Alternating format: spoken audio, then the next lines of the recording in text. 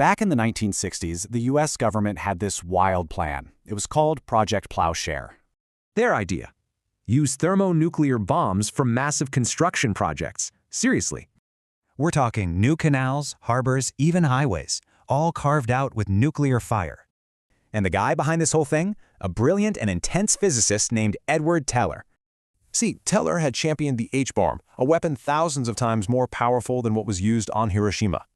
So he thought, hey, if this power can destroy the world, maybe you can also build it.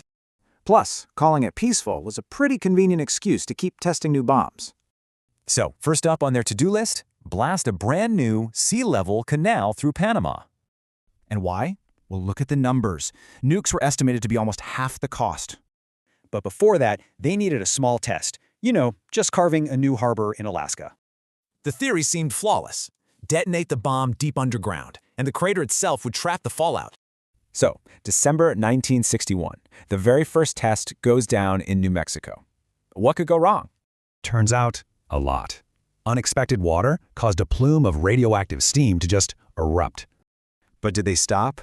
Nope. The next test was 30 times bigger.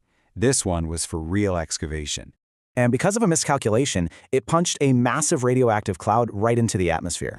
That fallout drifted for miles. It even ended up in Milken, Utah, and people were terrified. You'd think they'd stop, right? Wrong. The canal plan went ahead, and the details are just insane. Had it happened, the first blasts would have absolutely obliterated the rainforest. An ecological nightmare. And get this, the soil was so unstable, landslides would have just filled the new craters right back up. After one last failed shot at nuclear fracking, the whole thing was finally canceled in 1977. So you have to ask, how did any of this ever seem like a good idea?